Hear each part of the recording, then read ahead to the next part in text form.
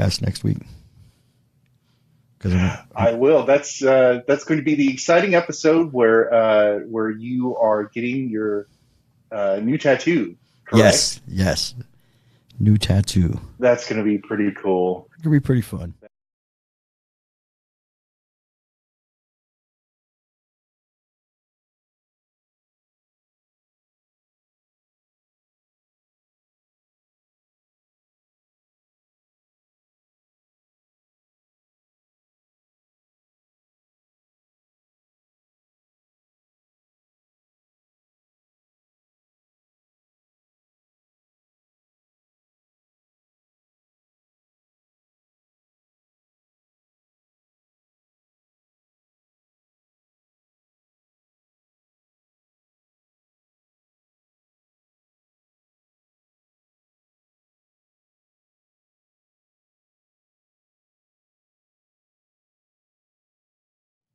Oh, we were so clever and good. We were so, here I am. I see myself. I just don't know if it's actually, if it's live or if it's Memorex.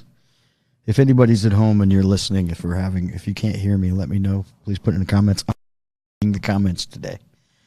So, hi, Chrissy Gonzalez. Well, it's only important that they hear me. I don't think it matters. Oh, it says no audio still. Sad, teary face. Oh. That's what I'm doing. It says no audio. Oh. We're good now? We were so clever and good. We were so, here I am. I see myself. I just don't know if it's actually. That's you in call volume. I need to put live or if it's Memorex. Oh, see, I can hear myself talking to myself. So, yeah, apparently it's working. So, anyway, what kind of news do we have this week, Stephen? Oh, well, do you want to start out high-minded or low-minded? Well, I want to start out today. Usually, Steve, it gets low somewhere. So yeah, I don't always care. Gets low with me. Yeah, go for it. Whatever you don't care? Okay, because I'm really excited to talk about this woman who was caught masturbating on the London Tube. Woman masturbated on tube for 10 minutes and blamed itchy thigh. Arrest warrant issued. We've got her picture here. She looks like a pretty nice lady who wouldn't do that sort of thing, but looks is there a type of lady that does that sort of thing? I don't think so. I don't know if there's a type. You may be right. You may be right. It just may be. I just think a random thing. She literally needed to scratch that itch, if you know what I'm saying, for 10 minutes. She literally did. I wonder if that's going to be a good enough excuse when she finally gets arrested. I had an itchy thigh. It's like, look, it really was itchy. That's pretty. Yeah. It was really itching. 10 minutes. You figure that for a couple minutes if you hadn't got it. You know, we hadn't got those itchy thighs. So be on the lookout for Sarah Hinkson if you're in London today or any day. Oh man, that's crazy. Sarah Hinkson, 37. So if you're on, there's a passenger named Anthony Burton who's interviewed. Oh, this article. He. Oh no. He's the one that saw it all go down, huh? That's horrible. Somebody send that lady some dinner. Yes, he's the witness, but he's visually impaired in one eye, so I don't know if that will make a difference. He told City of London Magistrates Court that he boarded at Paddington after being escorted into the front carriage with his guide dog. He said, "I was suddenly aware of a banging noise, and I thought it was something mechanical. But I noticed that to my right, there was a lady." No. So a blind man caught a woman masturbating on the London Tube, but he's not. Can we? Okay, yes. All right, I'm done. And she said she had itchy thighs. Yes. She said she had itchy thighs. Yes. Those crazy boots. So interesting things happen in London. I don't know if. Where do you find this stuff, Steve? Interesting things like that. On the internet. Have you ever been there? It's a cool place. Yeah, it's really cool. It's an interesting place. It sure is. Wow, that's crazy. Yeah, it's really cool. What else do we have? Crazy folks from London. Well, since we're in a low mind, let's keep it low, shall Oh, we? sure. This is London too. So London is just disgusting. That's all I've got to say. Because London has just approved a giant dildo skyscraper. What are you doing, Steve? It's got planning approval. It's London. It's not me. It's London. It's London. Who knew? Who knew London? London Bridge and the entire city is falling down. They've got a giant skyscraper going up in London. And many people think it looks like a giant dildo. And so you have a phallic-shaped building in London. That's crazy. Yeah, it's very. Well, in today's world, you wonder how, if enough people think that that's what it looks like, that it would get past the building stage, like the actual approval of somebody going, no, that totally looks fine. Well, maybe they want it to look like that. I mean, maybe they're just going nuts. I don't understand what's going on. I mean, that's the guy game of power. Like, put phallic symbols up all over the city. They're masturbating on tubes in front of guide dogs, and they're doing all sorts of crazy stuff. Maybe that's what happened. She couldn't shoot. The building was overwhelming for her. Oh yeah, that might be it. She could blame the side of the building that's going up. I got excited. It's not my fault. We're gonna have people masturbating all over the place. This is gross. They need to tear down that building. This is too low-minded even for me. Then why are we talking need about something uplifting? Yeah, right.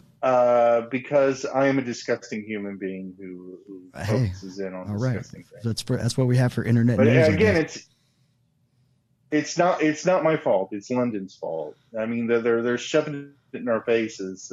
This horrible stuff. Apparently. Here's something high-minded. It's not exactly news, but it's an interesting question that I found on Twitter, and I thought you might want to answer it. Mm-hmm. What do you believe?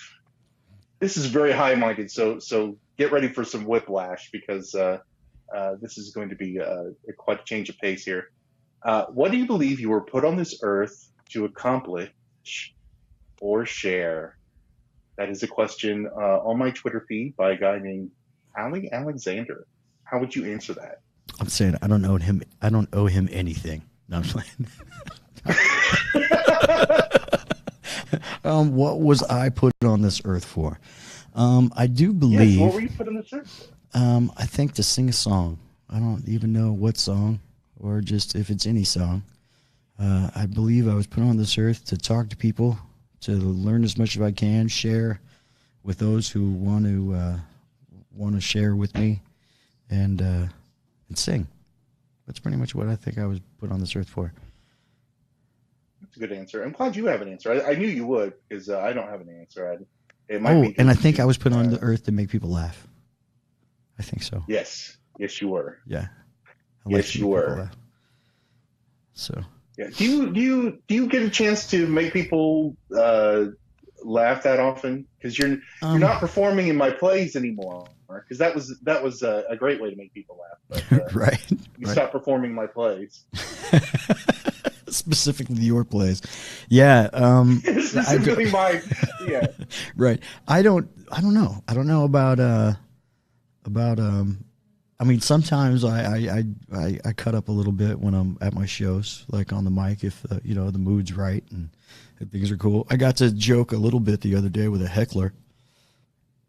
You did? Yeah, this guy came up. A heckler? This guy came up before the show Friday night, and by the way, thank you to everybody who came out to the show at Premiere. That was nice. We had a great show. It was real fun. But we were setting up, and you always have that, like, when you're in a band and you do your own stuff, like, you go in there as a roadie, so we're sound techs at that point. We're not even musicians. We're just setting up gear and putting up stuff. So you're in this kind of weird mind, weird headspace. And this guy comes up and he said very loudly, y'all play any Motley Crue? And we all look at each other. We were like, yeah. I said, no, man, we really don't play any Motley Crue. And he's like, yeah, man, I watched that show on Netflix, The Dirt. And I said, yeah, I could tell. And he's like, yeah, man, you guys need to play some Crew. And then from that moment on, he went over to the jukebox, and from that moment on until the time we went on stage, it was nothing but back-to-back Motley Crue from like every era. It was pretty funny. And so then I think during the first set, it was towards the end of the first set, he comes right up front. Hey, do you guys know Motley Crue? And I said, yes, and unfortunately they're not here tonight, sir. You're stuck with Shovelhead. And then and I said it in a funny way. And I said, hey, I get it, man. I said, apparently you've watched that Motley Crue show probably 12 times. I said, you're probably really dying to hear some live Motley Crue. And I said, I'd love to sing some for you, but we just don't know any. And then he's like, oh. And then 2 seconds later, he got kicked out. He was pretty loud. Yeah, he kept yelling. This is just as bad as the guy that goes to Eric Clapton and yells Layla. So, screams it. That's me. It's the only song from Eric Clapton. What do you? I don't even know that song. So. Yeah, that was pretty funny. I don't even know the song. Well, it's good that you have this podcast because that doesn't sound like you get a whole lot of opportunity. It doesn't. Yeah, it doesn't really. Not that I cut up too much here on this podcast either, but those who have been fortunate enough to hang out like outside of a show, or get when the adult beverages, or when we had a couple in us and we're all feeling good, we get pretty funny, we get pretty goofy. I'd even been known to write a few goofy songs from time to time when the mood is right. You reminded me about adult beverages. I didn't look up an article about it, but I just remembered it. I've been watching that show that Miriam. What's Miriam's last name? I forget. You remember? Oh God, our guest. Yeah, I have to look. Oh, you forget? Okay. Hopefully she's not listening. I know it's the Cannabis Club. I know it's the Cannabis Club at the Meetup app. Yeah. Miriam recommended a show called Midas Raw Live, which is on YouTube, and the last episode dealt with adult beverages. They got a new beer out. Okay. They're just waiting for it to be legalized. They've got a new beer out that's that is get you high like marijuana rather than beer. Well, that's funny. What they did was they made beer. Mm-hmm. Yeah, they made beer. They took the alcohol out of the beer and infused it with it's cannabis, THC. Here's what's funny is what I found out about that is that that I heard in an article that I read that THC is not alcohol soluble, so it actually doesn't work. That you can't put THC in alcohol. At least, but this is before you start. I don't know what they're actually doing. They may have synthesized it, or they could have found a way to actually infuse that. But I know the regular way from an article, actually 2 articles that I read that you couldn't do that. So they have made leaps and bounds into, I don't know. It's like somebody said that they were going to make helium beer that had helium. And there was an April Fool's thing years ago about people drinking this drink, and then they would talk like they had helium. But I found out I'm not sure if that's real either. It was fake, and people were just thinking that they were given helium when they really weren't. I don't know. No, I think it wasn't really alcohol, or it was something. I don't know. I'd have to go back and look at it again. But I thought it was kind of a ruse, if you will. That'd be interesting if this turns out to be a fraud. The host drank it on air. Well, I heard they were trying to do it. I heard they were trying to do wine that way. I mean, I've read a few articles that said they're trying to infuse that type of thing. I don't know how you do. I thought the fermenting process or something. I'm not sure. I don't know. I don't know what I'm talking about, folks. Well, they were saying on the show that oh, go ahead. No, I just said I had a request for Brown Eyed Girl, apparently. So. Right now? Yeah. Thanks, Chrissy. No. Wait a minute, you're supposed to sing it right now? Apparently, yeah. Request for Brown Eyed Girl. Oh wow. Hmm. Okay. Well, I'll just wait Although for I it to will be sing. Are you saying, I gonna will sing say it? this is that I've had a few people request putting some music on the show, and since music is a big part of my life, I thought about that at the beginning of like, do I actually do music on here? I kind of wanted it not to be just a, another live, a live show, but I know there's a lot of people that said they enjoyed that, and that's very cool. I really appreciate that. So if that's what you want, that's what you're gonna get. So if you want to see some live music, you just let me know. Also, for those at home that are at home watching, if there's something that if you have somebody interesting that you want me to talk to, and you want to have them on the show, we're looking for interesting people, and we're looking for interesting businesses here in South Florida. All that cool stuff. I have a couple of people that I'm trying to talk to. I have a gentleman that does some original music that I was going to have him come in here. He's just a solo artist. He writes some really, really cool stuff. The next show, we're going to be doing live tattooing with Chris Blinston. If anybody knows him, he was on season 6 of Ink Masters. Overall guy. He and I we've been brothers for a long time. We were both former Marines, and we both lived in Nebraska together. Hey, knock it down in there.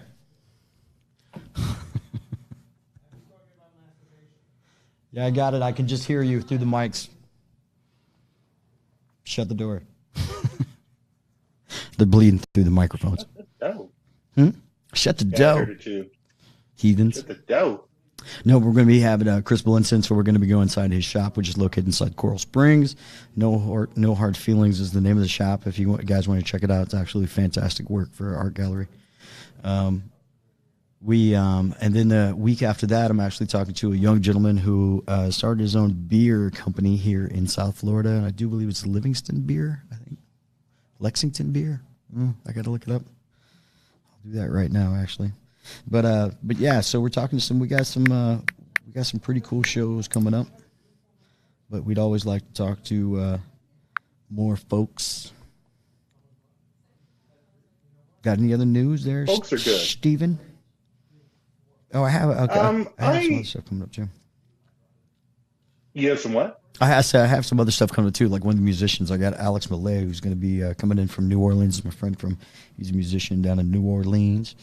And we did a Allman Brothers tribute show together, and Lexington Brewing and Distilling Company, established 1999. I just assumed that you were going to do music on the show. I just assumed it. Yeah, I know, man. It was kind of weird. It was a given. It was kind of weird. I didn't know. I didn't know if I wanted to mix those two. But I like the variety aspect of the show. I think that's really, really cool. Actually, on that, I have they don't know about it yet, but there's a comedy troupe in town that I follow that does improv comedy. And I thought about reaching out to them to having some improv comedy on the show. I have another gentleman that I've known for years. I'm trying to find him. He's a local comedian, and I'm trying to get a hold of him, trying to find his number again. But yeah, I'd like to do all kinds of stuff, man. I'd like to have actually have some fun. Maybe Fun's good. I have a gentleman who I'm thinking about. He's a gentleman we're thinking about maybe doing some live events as well. I know Livestream Entertainment. Doug, he's going to be he's doing the Wing Fest this weekend for Big 105.9 Doc Reno, which is the local rock station here in town. They're going to be broadcasting the Wing Fest this weekend. Doug's going to be doing that. So, wow, you guys are having all sorts of fun in Florida. Trying to get out there and do some stuff. But yeah, we're going to be doing some live on event. I thought about taking everybody out for a boat ride. I know a gentleman who is he's a captain around town and does some boat charter fishing and stuff. And I thought about it'd be cool to do a little podcast on the water. I think it would be maybe the first on the water podcast if we can get away with it, right in the Fort Lauderdale Inlet. First ever on the water podcast. Several coming to you on the water outside Fort Lauderdale. you're pushing envelopes. You're breaking barriers. You're breaking the glass ceiling. It's marvelous. And And you guys don't even have any giant dildo skyscrapers in Florida, and Steve, you're we still don't we managing to don't have some need them, fun. Steve. I guess not. No, I guess not. right? That's really cool. Okay, I But wanted yeah, to so ask you, go ahead. or are we ready to move? Are we ready to move? Oh, we're not ready. Okay, because I wanted to ask you. Do you know who Nipsey Hussle is? He's a rapper that lives in L.A. From what I understand, he was Grammy nominated this past Grammys. Really? Yeah, I don't know his music. I know the name. I heard about him being shot and killed outside of his clothing store. I heard that a couple days ago. You know, well, his death was announced on April Fool's, and I'd never heard of him. And his name sounds like a joke because No, unfortunately, he wasn't. Actually, the story is actually pretty crazy because he actually called the police chief a few days ago and said that he was going to meet with them about trying to stop gang violence in his city. And so he was going to do something about it, like a youth outreach program, and then he was murdered shortly before his meeting from the police, from what I read. So that's oh man, that's unfortunate. There's a guy who was actually trying to do something about help his neighborhood out, and he didn't live to see it happen. So that's sad. Oh damn, that's definitely not. It's not where you thought this short story was going, did it? No. Right. Well, I didn't think it was wacky because I knew the guy died, but I was just intrigued by the fact that he named himself Nipsey Hussle after Nipsey Russell. Name after Nipsey Russell, yeah, because nobody remembers Nipsey Russell anymore. I remember Nipsey Russell, but I remember Nipsey Russell too. I remember him on what was the game show he used to do? I think it was Hollywood Squares. There was a few of them. I'm sure he did Hollywood Squares. I want to say, what was the crazy one that everybody was? It the Joker's Wild? Oh, he was on the Gong Show, right? The Gong Show. That's the one I'm thinking. Oh yeah, he was definitely on the Gong Show. Which what a cocaine filled or fueled crazy. Jeez. I remember watching that as a kid. It was like, this is just utter chaos. It's not even... Yes, we had no idea what was going on behind the scenes, but yeah, throw a little heart up if you remember. If you remember the Gong Show. What was the guy's name? The Gong Show. The guy that did the Gong Show. Chuck Berry, right? Was that him? No, was it Chuck Berry? He always come out dancing and he looked like hammered. Like the Unknown Comic, wasn't that a guy with a bag over his head? Yeah, the Unknown Comic was on there. Is that where I remember best? Isn't that where you got the whole idea for the character that I did in your play, with the bag over his head? No, it wasn't. Well, it might have been. Come to think of it, many of you listeners won't know this, but Ken, in my play, in my first ever play, he played a character who wore a bag over his head. We might have been thinking the Unknown Comic when we came up with that. We might have been thinking because the Unknown Comic. Best I ever looked, by the way. For those who don't, Chuck Barris, not Chuck Berry. There you go. I knew I got. I knew that was somewhat Chuck right. Berry, yeah. Ladies and gentlemen, Chuck Berry, as he duck walks across. For those of you who don't watch the Gong Show on reruns and on the game show channel, it was a crazy show where people. Talented and untalented people come out, and it was the precursor to American Idol. Yes, it was. It was a much crazier, much lower. Actually, when the next one that came out was like Star Search, right? Yes, Star Search was a lot closer to American Idol. It was like Star Search was a lot more serious. Like Ed McMahon. Star Search. Ed McMahon. And then they have a model. Like they had a model search that day too. Like every episode. We had to vote on the girl. Yeah, they had models. They had comedians, singers, dancers. They had all sorts of little kid jugglers.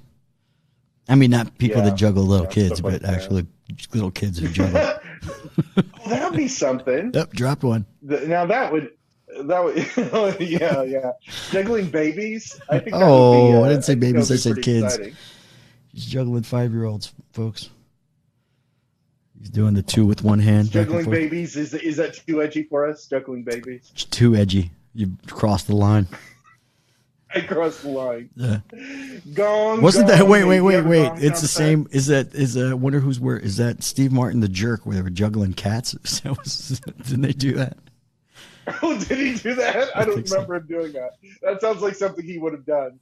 Yeah. Juggling cats. Yeah. Take my money. Oh man. It's a good day, Steve. Good day. Having fun. It is a good day. Yeah. It is a good Any day. more crazy news? Especially if you're not eating. Yeah, I was going to say it's a good day if you're not eating Russian candy bars. Russian candy Because bars. the Russian candy bars have a disturbing secret ingredient, which is blood. What? And this is real. It's real. Blood. Yes. This it's cow blood. But this candy was made during the Soviet era, where it was really difficult to get candy, and so the masterminds of communism came up with the idea of putting cow blood in this candy. Nope. So the kids could get iron. Nope. Yep. In Sorry. Russia, you don't It's make true. candy bar make you. Literally. It gives you iron from cow blood. It gives you iron. Yeah, it was real cow blood, and because a lot of kids grew up on this horrible confection that actually must have tasted good to them. A lot of them are nostalgic for it as adults, and so it's still available. Oh and you no. can even get this filth on Amazon. Nope. So if you're Cow blood. interested in cow blood Blood candy chocolate. bars, yeah. Nope. Uh, Nope. yeah, Um, me nope either. nope. That was Oh, that's Yeah. horrible. yeah. That's horrible. But it was reported in the New York Post, and Woo-wee. they ought to know. Man, oh man, oh man. Okay, well, on that note. Oh, man. I've always got the positive, uplifting stuff for you. Yeah, well, hey, Feel right. on that note, ladies and gentlemen, we're going to bring out our guest for this evening. She saw her a few episodes ago when she was interviewing me, which was very nice. It's nice to have somebody asking me some questions. That was really cool. She's I from. learned a lot about you. Did you? Yeah, I did. What'd you learn that you didn't know? I learned that you're a singer, and that you were in one of my plays. I didn't know any of that. You knew. I found I out thought we've that been was friends for crazy. years. That's You great. didn't know that. I assumed it was somebody else, but it turned out to be you. Well, she is a reporter and journalist for True Rock Revival magazine here in South Florida, and she's our wonderful she's our wonderful guest for episode 4 of Best Damn Internet Show. Ladies and gentlemen, welcome, Abby Davis.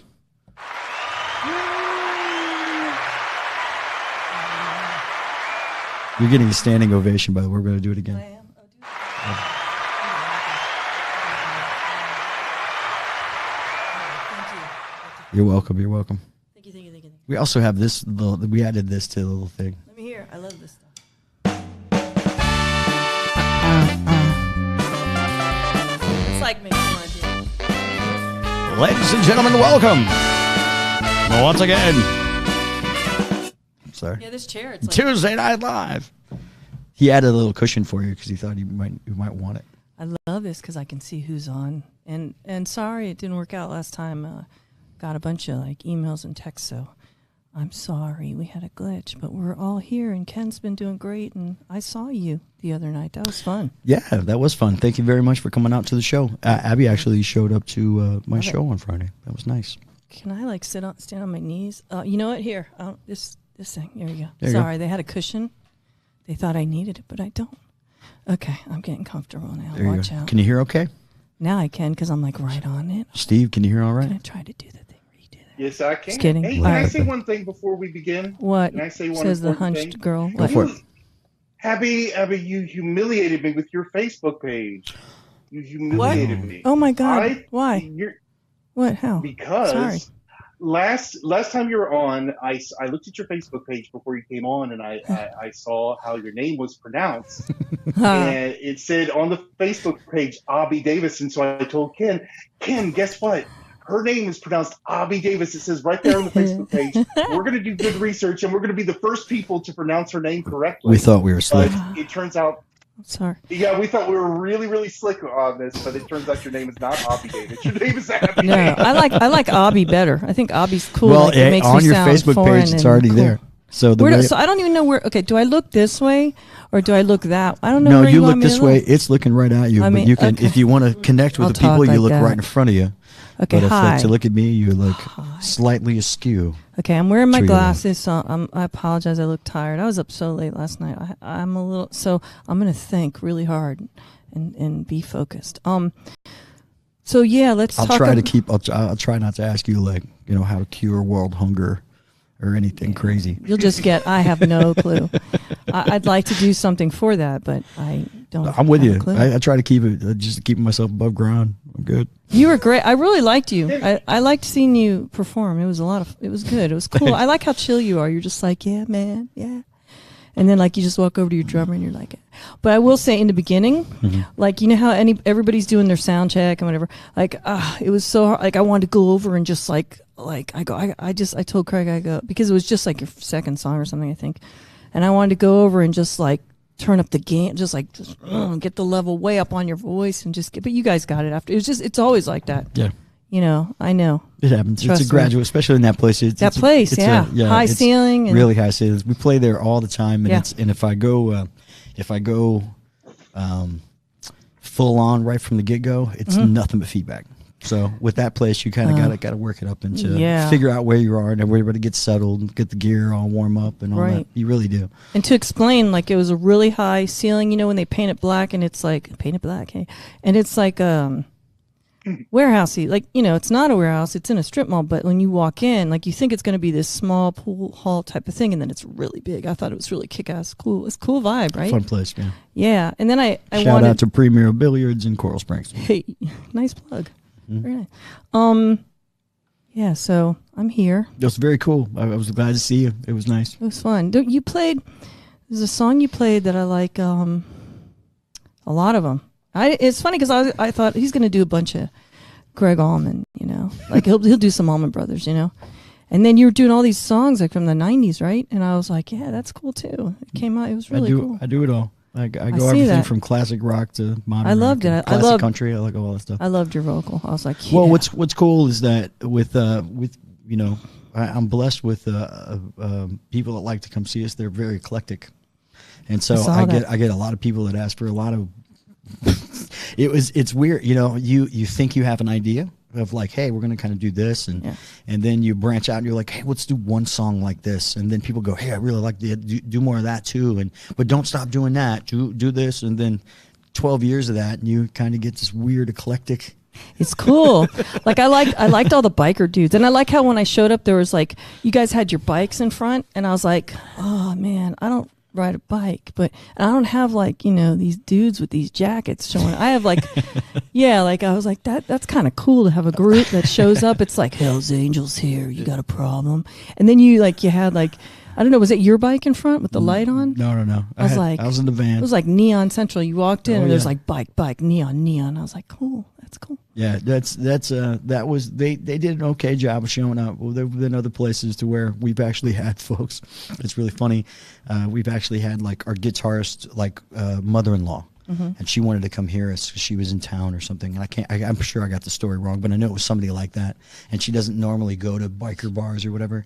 And the event that we were actually doing was an annual, so every motorcycle club in South Florida was there. So you get there and there's like 500 bikes and every club that you can see. And she's just like, oh my God. And here's the cool thing about that is that when they see her, they're like, ma'am, are you okay? Do you need anything? You want some water? And she's just like, cool. oh, they're so nice. And Yeah, it really is. It's a pretty cool community. Did you They just tell her? You look should really say, yeah, but scary. Mom, you should see when they get into a fight at the bar. It's really Hey, man, bloody. they don't. And here's what's wise. They don't want that message. They don't want to deal with that. I know. They want to have a good time. But wait a minute, isn't there?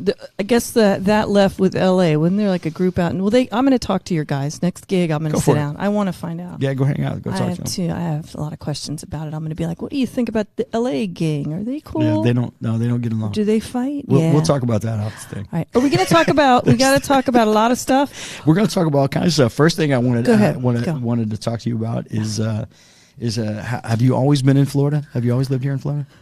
No. I was born in Miami, Mhm.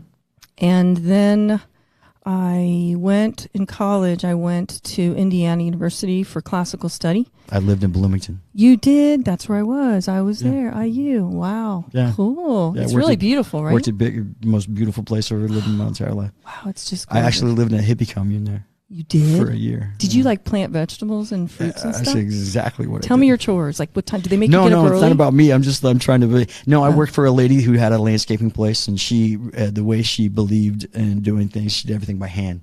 So we didn't have any, like, if you had to plant a tree, you dug a big ass hole. But how did you come to be there? I lived in Indianapolis most of my life, and I had some friends that moved to Bloomington, and I found a job. I heard there was a motorcycle shop in Bloomington Honda, Uh-huh. and they needed a counter guy, so I wanted to change the base, and so I went to. That is so Bloomington. cool. That's great. Well, I went there and I studied classical, and it freaked me out. I did okay. I lie. I got D's a lot. I did really well in the classical part of singing, but it was, oh, hey, I'm getting people asking, hey, everybody. Hi, Patty and Erica and Dalen. That's cool. How you guys doing? It's been a while, Patty. Okay. So like I went to classical, I studied classical at IU, but my teacher, like, he wouldn't show up. He was like a graduate teacher, and I guess he was getting his doctorate. So I'd be out there in the hall, and I'm all ready and nervous with my piece that I had to prepare every month. And they would get props from the Met from New York, and they would put on these amazing productions that I'd go see. And then we had like this Russian, or I don't know if it was Romanian or Russian, but we had this guy leading the choir, and he was really cool. And I have one scene I can't get out of my head. I remember we were doing Haydn's Messiah, and it was snowing outside, and I swear this was like the Hallmark moment. The choir's all around me, and I'm hearing like my classical. I was like coloratura at that time, not anymore. And I'm hearing my voice, and I'm hearing all these beautiful voices in the acoustics were just this wooden church with the big windows, and I'm looking out and it's snowing, and I'm like, this is like a card I would get. Like, this isn't real, you know? Right. It was really cool, but it I lasted. love those moments. That was cool. Isn't it great? Nature is great. So that was that. And then after that, so then I bombed on some of the theory. You know, like, it was the first time I took theory, and you'd be in this big hall, and there was a guy on a baby grand, and he's like, I will play one note, and then you will do the rest of the melody, writing it down. And I'm like thinking, no, I won't. And I had to get a tutor. And then I just was like, I got to go home. It was a shock. Like, I loved my friends. Right. And I loved writing. I would write songs. In the back, there was a creek. And I was in the academic dorm that was for all the basketball players. And those guys were huge. And I actually got to play with the Hoosiers, the team. We played volleyball because my friend was dating one of the guys. And there we are. And if you've ever played with these guys who are like 6, whatever, and you try to get the ball or I did nothing. I just watched. It was just like they were slam dunking. They were literally slam dunking the ball over the volleyball net. But it was fun. I had fun times and snowball fights on the roof. And I went to my classes, but I just was like, no, I'm not going to do well here because this is graduate. Nobody, you know. So Right. later on, when I came back, everyone's like, oh, what are you doing out there? That's graduate. Even Eastman is easier than that one. That's, you know, Indiana. You go there when you're a graduate. And I'm like, well, no, I didn't know. My dad went there, and he's singing the fight song in the you know, when I almost had to go. My dad was singing so much of the fight song when we went out to see the school. So I end up there, and then came back to UM and did the jazz program there, and I was like, wow, this theory's easier, you know. I was like, this is great, you know. But I still was more into jamming and writing and like performing and being in groups and being out there in Miami, and we played all over South Beach, and you know, and like I wasn't out to be political, and there was some of that going on there. So I ended up just getting a Bachelor of Arts, and like you could literally put my degree on the wall, and it's pretty much, hey, she does music and she paints. I mean, it's like it's not really a degree for anything more than that. Right. But did a lot of gigs, and I do Sanskrit. That's great. right. Like, oh, good for you. You minored in art. Now what have you got? Right. Well, I was told by the art teacher at UM that I should do, what is it, profiles. Like, he goes, you do, people really, well, we did a class one time outside where we had to draw buildings. And he's like, hey, listen, Abby, you got to stick to drawing people because your buildings are collapsing. I go, don't worry. I'm not going after architecture degree. Buildings collapsing. Yeah, I'm not going out for an architectural degree. It's all right. It'll be fine. I'll still do my art. So, yeah, that's my little. So after you got done with that, where did life take you? Well, I played a lot of jazz and blues, and at that time I had a band called Southern Reach, and that was when I started to do my originals out, and we did some Allman Brothers, and it was an eclectic thing, everything from Stevie Ray Vaughan to Hendrix tunes. Mm-hmm. I loved doing all that, and Etta James, and I just had this pull towards all of that. Where was this? Where were you doing this? This is in South Miami, Miami, all over South Beach. We had gigs all over Broward. I mean, one of the clubs is still here. I'm amazed that we're, from a while ago. So I played all over there. I even did there was a blues festival, and I remember Buddy Guy was on the next stage, and I was flipping out. Right. And it was like, okay, you go on, when you're going to go on before Buddy on your stage, we're going to have, everybody looking at your stage, and then they're going to look at your, and I just was like, oh my God, how am I going to, all I could think of is, how am I going to get from my stage, and then they're going to be breaking down, and I'm going to want, so I just told the guys, at the end of the thing, I go, hey guys, sorry, just get my stuff. I'm going over to hear Buddy, and I just ran up to the front. So that was cool. And then I moved up north, because I wanted a bite of the Big Apple. So I was in New York City. And I played in a band that we called Day of Colors, which is one of my songs. That's going to be on the next thing that I release. And so that was cool. I played a lot of original music out. And I met some very good musicians. And but then I met somebody, got married, and ended up in Boston. Oh, there you go. So then I played the Boston scene. Mm-hmm. And that was fun too. And then I started to, like, my band's like, you got to play your guitar. And, and I'm like, no. Like, yeah, you have to play your guitar. You're fine. Just do it. So I started playing my guitar, my acoustic electric out. And like, here's this big rock band, and I only want to play my acoustic electric. What year was that? It was really weird. This was like in the, oh my God, when was this? Like 2000, whatever. So I'm like playing my acoustic in the early 2000s. I'm playing my acoustic electric in Boston, and I'm like, but I met, the thing I liked about Boston, like there's different audiences, right? I think you and I spoke about it. And so the audiences in New York City, it's just like they hear a lot of music, and what they hear in the clubs is like they'll hear different styles in a night, which I absolutely love. So basically in New York, I liked it because it's just, they really seemed to pay attention. But then when I got to Boston, I was like, nobody was on their phone. Right. They would even mouth the lyrics to my songs, gig after gig. And I was like, oh my gosh.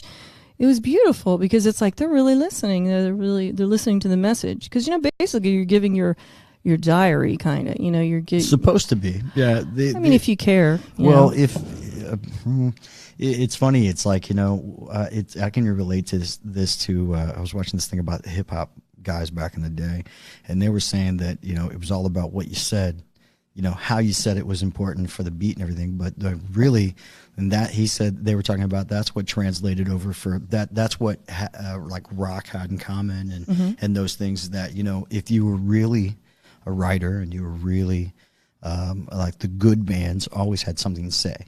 And so the lyrics were very important. So like when somebody actually goes and listens to a band and really listens to the lyrics, that's a real cool connection, Yeah, it is. Well, I know I do because I write, and I guess, but I also, there are bands I go hear, and if I like the music and the music is just great, and the lyrics are okay, but I don't care if it moves you, it moves you. So that's the other type. Levels. There's the other type. I mean, for me, I put music into a couple of categories, and I've been in both kind of bands. I've been in modern rock type of bands where the songs were absolutely nonsense, you know, but the delivery was what was important. It was the energy, the band, you know, rocking out and that loud sound and everything, and it was entertainment, you know. So it was just for the sheer fact of entertainment. And then there's other bands that are into the music, and that's where I try to stay now. I try to stay in the music. Yep. Yeah. Hey guys, there's Dalen and Steven and Jody. Sorry, I feel like I need to say hi. No, go ahead. Say to hi. some people that I haven't talked to in a while. It's I very feel nice. like I'm glad they're tuning in to see feel you. like asking Very them. nice. I want to ask them questions. So, yeah. So that was my path pretty much, and then what happened? And I After Boston, so we're in So, Boston, and I'm in Boston, and then I have something go down, and then I leave. Was it the you know, relationship thing when that kind of went over? That's when Boston was kind well, of. I got divorced, and then I came back Right. down here, and I did a lot of jazz, and I started. How soon did you get back into it? Because I know there's a transition issue that, you know, usually when relationships break up, I had a major transition, but I think what helped me was I think I was in this state where it's like bounce back. You know, you just got to, I got to go down now. I'm going to go back home, and I'm just going to get my head together. And I was writing a lot, like crazy, like just. It's great. Yeah, I mean, that's what happens. I don't know, but. Well, I mean, that's some people don't have that avenue. Some yeah, people no, don't have I that feel way of- grateful. Yeah, sure. I feel grateful, even when there's times when I feel possessed by it, but Sure. then I'm like, what are you complaining about? You can in the middle of the night, or whatever. So I feel very grateful. I hear what you're saying. But yeah, that helped me. It was healing. And then I started to do Lindy Hop dancing. I learned how to do hip hop. That's very cool. Yeah. So much fun. And Yeah, I that's think great. I'm an old soul. I know it because I love jazz. I love Etta James. Well, even Ella Fitzgerald and Coleman Hawkins, and I mean so many people. And but also, like, my dad had passed away in that time that I was up in Boston, and so like I came home and he's not there, and I just was like, I want to listen to jazz. And when I would go dance, I just was remembering and thinking, I can't believe it. Like, my dad would dance to this stuff. And like with people, and now I'm social dancing, and I can't dance with him, but maybe he's watching and he's Sure. getting a kick out of That's it. really cool. Yeah. So I did that, and then so I was doing a lot of Lindy Hop, and then that group, it was like about 80 dancers down, in Broward, and then we would travel, and then sometimes we'd do like shows, and sometimes I would teach, and I started to do jazz again, and I made a jazz album in 2005 or 6, and 2 jazz albums. And so basically those albums they still play them, and I started to get people reviewing it in jazz magazines and stuff. And That's nice. yeah, it was very Very cool. cool. It was cool. I mean, I even liked when people were like, yeah, it was okay on this song. I was like, okay, great. They're talking about it. Hey, look. Yeah, no, because I could relate, because I was like, yeah, that song was, but a lot of people liked it, and I like that still when they come down, like there's this once a year big event that they do called SoFlex, and so people come from everywhere. I mean, internationally, and so you'll have like 500 people flying down for this thing, and I've done some of the Saturday nights. I haven't, but. Do jazz again, and I'm hearing that's cool. Yeah, I'm trying to turn the So volume off, so but I with can't. that, like, I was just having fun, and I started to do jazz again, and then I was like, okay, I got to do more of my original acoustic. I was doing that, and I did this new river, new like Save the Miami River show, and so then I met people through that, and then I just disappeared to get married and have my kids, and now I'm back. What time was doing- that? That was a few years. That was late 2000 and no, and like when was that? Oh my gosh, I'm gonna have to start thinking. So in 2000. Oh no, I'm in trouble now because he's listening. Oh my god. In the past few years, that's what I've been doing. Okay. But the past 2 years, I've been writing a lot and getting back into my music and recording, and it feels really good to be doing it again. Cool. So it's about balancing it, and my kids happen to love music, which is cool. And if I can promote down here and help people with their music, it means the world to me. Because of times in my life, like when I was in my 20s, I passed on a few things because I was in a really bad state. Like there was just too much, lot of trauma and tragedy. So I just basically wasn't in a frame of mind where I felt I could deliver. Right. Even though I was given these, gems of opportunities, I didn't show up. Like literally, I was supposed to show up to Barry Gibbs' house on a Monday. And his manager's like, just have her show up because a friend of mine pushed my songs on him. And he and the manager, they're like, have her come over tomorrow. We want to talk about what she wants. I didn't show up. I was just. We all have missed opportunities. I know, right? And I know. and that's Anytime part I of it. bring that up, like one of my friends is like, why are you on? I'm like, I'm not on. It's just that I want to help people not do that. No, I know. That's how I was feel given. about it. It's so random. I was given. I did a lot of tattoo stuff from a friend. We go on tattoo conventions like almost every other weekend. And I was in Chicago, and somebody introduced me to Nikki Sixx. Oh my And god. so We're going after him. We were talking. What's up? We're going after him. We want. So we were talking to Nikki, and we were having a very pleasant conversation. And somebody comes up, and they were like, "Yeah, so Ken, he sings," and he was like, "Oh, you sing." And I was like, yeah. Cool. And he goes like, here, man, here's this card. Sing, go, call and leave a phone, call and sing on the answering machine. And I was like, I'm not calling singing on somebody's answering machine. I was like, oh my gosh, what the weirdest thing in the entire really? world? Yeah. But then you're not even. No one's even in the room with you. Yeah, whatever. Yeah, well, whatever. Yeah. Somebody's asking me about my comedy. Do I miss somebody's Chuck? So you used to do comedy as well. I did stand up. That was another thing before I. We talked about that. We talked about you. Yeah, so I did some stand up, and What year was that? that was in 2000. Boston area? No, down here. Oh, okay. Like 2000. When was that? Like 10 years ago, I was doing comedy. No. It has to be. Wait a minute. My kids are 8 years ago. Okay. Yeah, 8 years ago.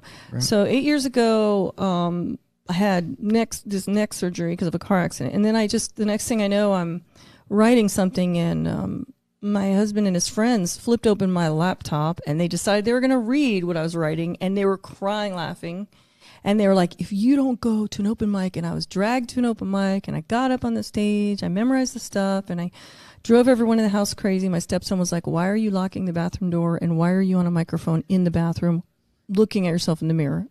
And then I told him one joke, and that got through his high school, and they were all cracking up. I don't even remember what the joke was, but one of his friends reminds me about it. I was told that when somebody says that, I think it was you, What? that you always remember the jokes that you tell me. So I don't. No, I lied again. See, sometimes I lie. Sorry, Ken. Perfect. Great. You heard it here, You're folks. just I going got to have to decipher what's pathological real. liars, I guess. I don't lie about interviews. Never. That's what I take to heart. White lies that don't hurt anyone. White lies. Yeah. Is there such a thing? Do I miss doing comedy? Well, Chuck, no, I don't, because when I sing, I'm in a different place. It's like you're transported. Mm-hmm. When I do comedy, I'm in the room, and even though I'm doing the lines and people are laughing and it's fun, and I have had some great nights, but then I had the kids and I didn't want to be out in these, doing that. Now I'm, changed about it. I'd do it again for fun, but basically, no. I mean, I love it, but it's not like music. Music is what I write all the time, and it just comes out of me. And it varies, and it's this and it's that. And comedy, I have to sit down and go, all right, here's a topic. And the only reason it's been easy to write is because I come from a family of just these really strange characters. Mm-hmm. Like, I mean, you could do a show literally on a bunch of people in my family, and it just writes itself. So basically, when I was doing comedy, It's always easy when you got good material. Oh my gosh, like just my mom alone. So, I think if you have these people who are characters, you're just really writing and telling the story about them, and then you're getting up on stage, and you're just, I don't know. For me, it wasn't hard. It was just fun. The only time it was hard is when I got heckled. Sure. There was one show in Miami I got very heckled, and it was because they were doing dick jokes, and my grandmother in Hialeah, literally, it was like that kind of evening of, and I don't have that, background. So it's cool. I loved it. I was laughing at their jokes, but they only liked my Puerto Rican joke. And I was like, you know what? I think Broward likes me more because Broward, they laugh at everything. And then all the way home, I'm like, oh man, I should have done my really raunchy set. And I was kicking myself. And my friend's like, no. Oh my gosh, on social media, they're talking about you. And one guy's mad at one joke and they're arguing about your joke. And I'm like, what? That's always good. Yeah, but I was like, why are they wasting time? All right, don't argue. Whatever. Don't argue about comedy. Comedy's fun. So It's fun, but no. The answer, Chuck, is no. We'll have to talk about that. We just did, Chuck. We just talked about it. I know. We'll still talk about it knowing us. No, I that's really cool that you did comedy. Yeah, like I said, we talked about my brush with me, and I have a big respect for folks that have the dedication to go through all the routines and put the dedication in. I'm a witty guy. I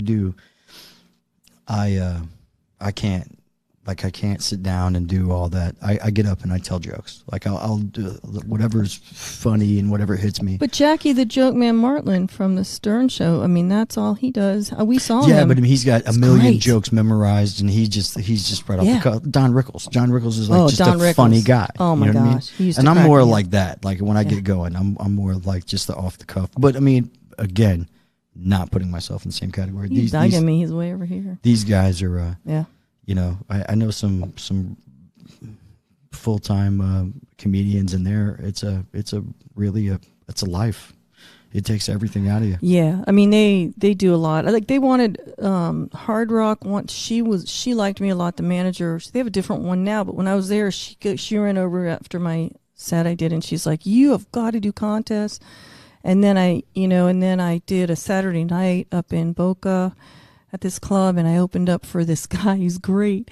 His name was, it's Otto and George, if you know them. They've been on the Stern Show and they've been on Letterman, and I was crying watching him with the dummy, and like, oh my gosh, I was laughing so hard. And then he came over to me and he comes over and he wheels the best, he's wheeling over a suitcase.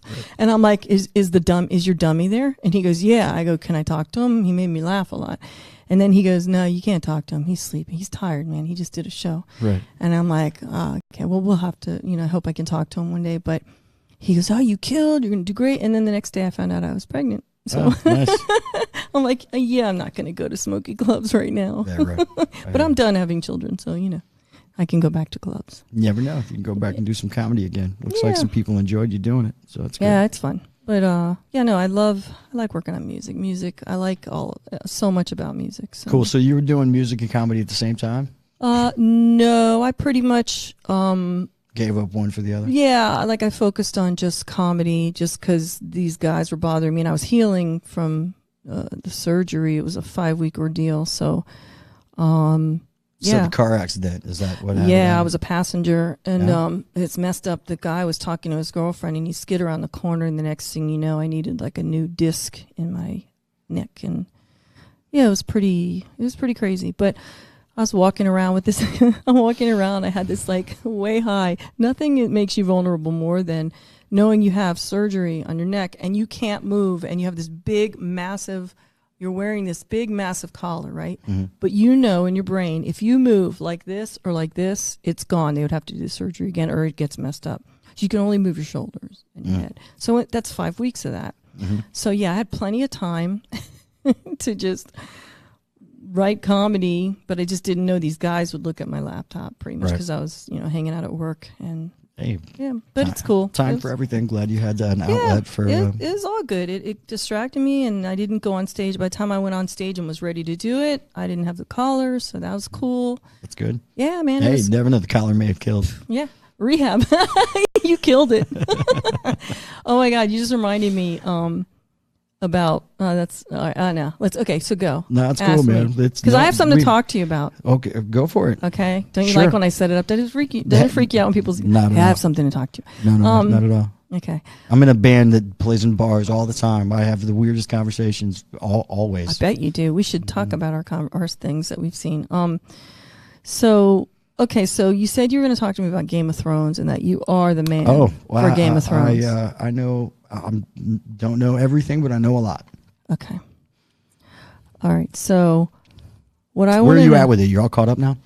I'm all caught up. Okay. And For anybody watching at home, if I give away spoilers, it's your own No, fault. and I'm not going to do a spoiler. It's no. been 2 years since the last episode, so we got two. We got 2 weeks. And I got the obnoxious brother, Rod. Sorry, I love you, but like he's the guy who, when you tell him you're watching something that's old, he'll be like, "I saw that years ago." Sure. He's always like, you cannot. I had friends like that. I'm like, oh, I just started watching Game of Thrones. Yeah. They were like, It's I old. finished the books in '97. Like, why does it matter? like, okay. If it's not 10, I can see it if it's like 10 years old, but if Right. it's like just a year or 2 years, it's not. I always like, had the people that would point out that It's not like that in the books, and they do. Oh, yeah. They give you that, and you're like, Well, I have but a I'm not reading question. the books. Go ahead. Okay, book people.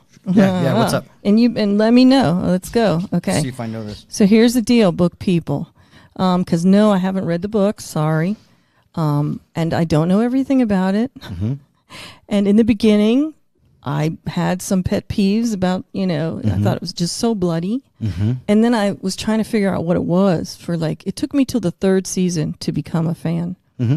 And it's because I got attached to a bunch of people. Right. Let's see. I got attached to Stone.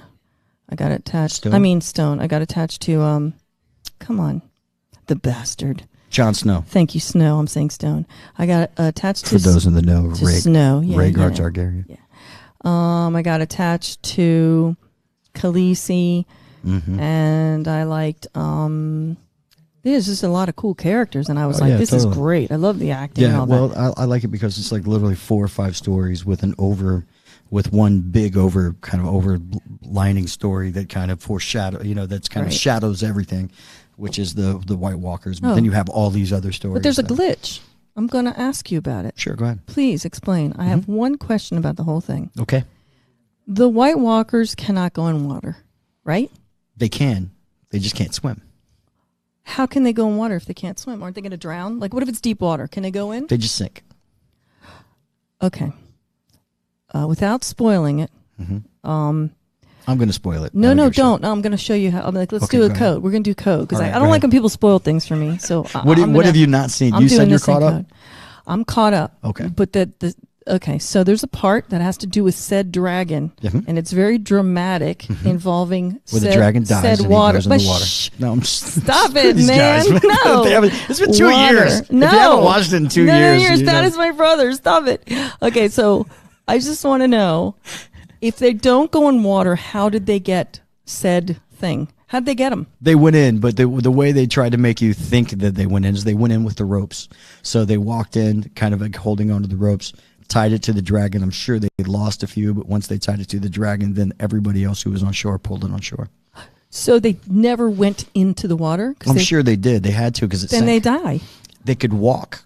They can't swim. But if you, it's So- like zombies so in the where's- movie. wait, They wait. can walk from the shore into. I think there was a movie that I watched about, and they talked about that because there's been a zombie movie for everything. This chair is driving me. I'm like, There've been a zombie movie for like everything. So for every I'm gonna be on scenario, my knees. right? So in one that I watched, it said that the dead can't swim, but they can walk because they don't breathe and they're not dead. They can walk on the bottom. So if you're taking a rope from the shore, you can walk down the shore right to the bottom where the dragon is laying on the bottom, tie it to him because he's dead, and they communicate telepathically. But So wait a minute. Mhm. How come when they're having the whole fight by the shore, why aren't they going in the water? when The whole, with when Snow goes over there and they have the huge battle, and you see Snow, he's sailing, like they're on boats now and they're drifting away. I think that's Hardhome. And Right. when he did that, they were in the water, but the They water's were? deep enough. Yeah, because some of them fell in the water, and you see them walking, but they know that they can't swim. So if you're in water that's 15 they just can't feet come deep, after you. They just can't come after you because they did. That's how they retreated because they knew they couldn't swim. Well, now you've answered. Like, that's good. It all comes together. I didn't want there to be a glitch, but I'm like, We had that same question. So when this question came up, where you're like, how'd the ropes get around the dragon's neck? Where did they bring the ropes from? Like they're in the north. Like you just but see and them. he's got to There's be a in giant deep water. horde of But white. the only thing is, come on, he's got to be in deep. Well, he's a big dragon. He's got to be in deep water. How can they go way Yes down and under no, there? but if you always saw, like in Hardhome, you saw the giant walk offshore. He was literally walking through the water, and he was still above water. And he's what, 10 feet tall? Yeah, that's true. We're talking about fictional No, fictional it's zombie real though. characters. They've gotten into my head. Yeah, no, it's a fantastic show. I really I do love need the to show. know why. I mean, it gets crazier than that.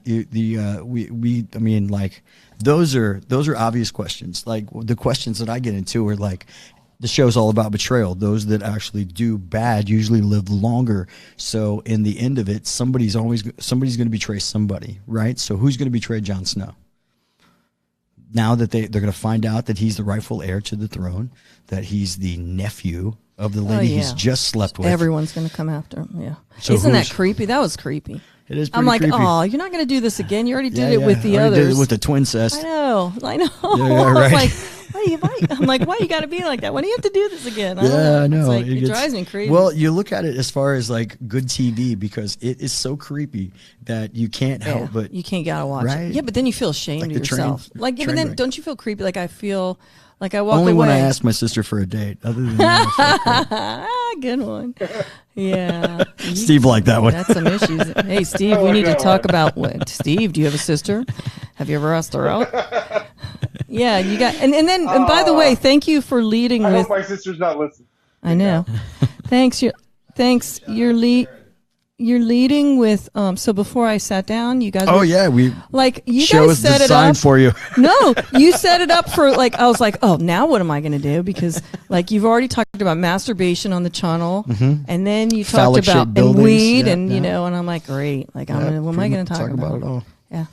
So, I love it. anybody have any questions for me? Yeah, we'll talk about. Well, here's the other one that the seeing as I spelled the name of your magazine wrong today. That, but see, here's the deal: is nobody Oh, knows that was a typo. nobody Whatever. caught it. Yeah. I only bothered you. But so, True Rock Revival magazine. How Correct. did that come about? Okay, so it started off, it was called Fretboard Magazine. And Fretboard Magazine really is the brainchild.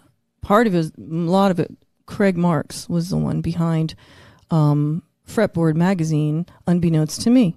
So basically what you had is one day he runs into the office and he's like, I got it. We want to promote music, and you always talk about how you want to help, and get your stuff, and then you want to help other people in South Florida and make the scene really good for originals.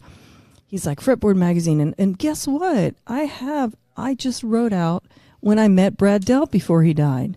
So I'm just going to throw that up. So he threw that.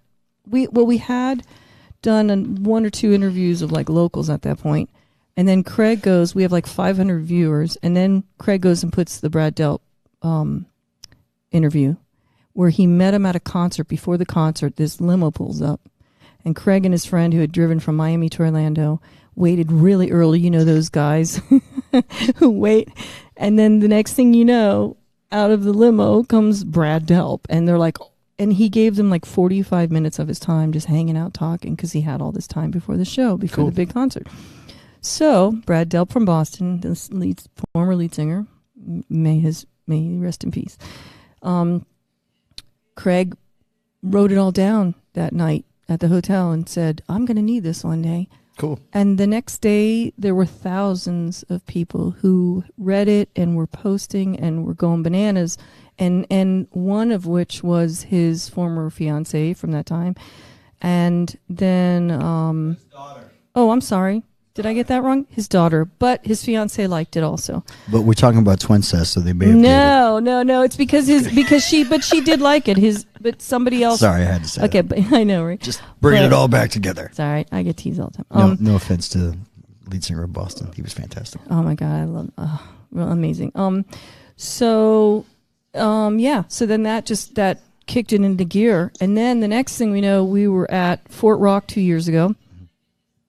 And I wanted to stay at the merch table or whatever because I was freaked out about going and interviewing anyone because I'm like, what do I want to ask these people? I don't want to bother them backstage. Yeah, funny story about that. Go ahead. Okay, so then I'm like, I go backstage. Craig's like, are you going to interview anyone today? I have been like talking to this group and, Tyler Bryan and this, so many people. And are you going to do it? And I'm like, I will. So I go back there, and a few times there was no one in the tent.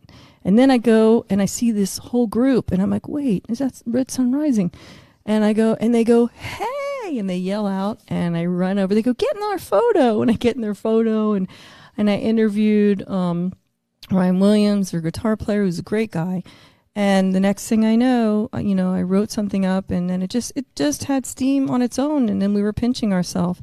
So someone's asking me now that I feel like a natural on Abby, you seem like a natural on stage. Have you ever dealt with performance anxiety? And I'm going to say, Stephen, yes, I have.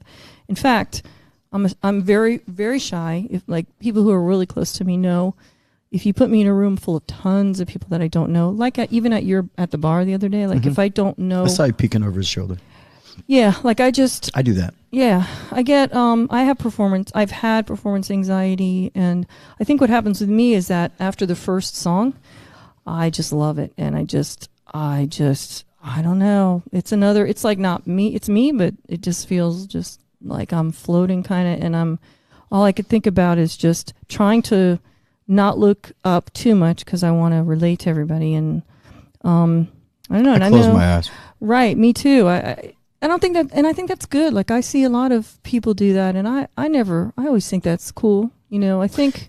Well, I try to sing songs that I totally get into, so it's really easy for, when I close my eyes and kind of forget everybody's there. I think it helps for the show and what I do. I think I'm a little too crazy to close my eyes the whole show. I always have to know what's going on, and then I have to jump around a little. I'm a little weird. You talked about me being like real nonchalant on stage. Yeah. They don't matter.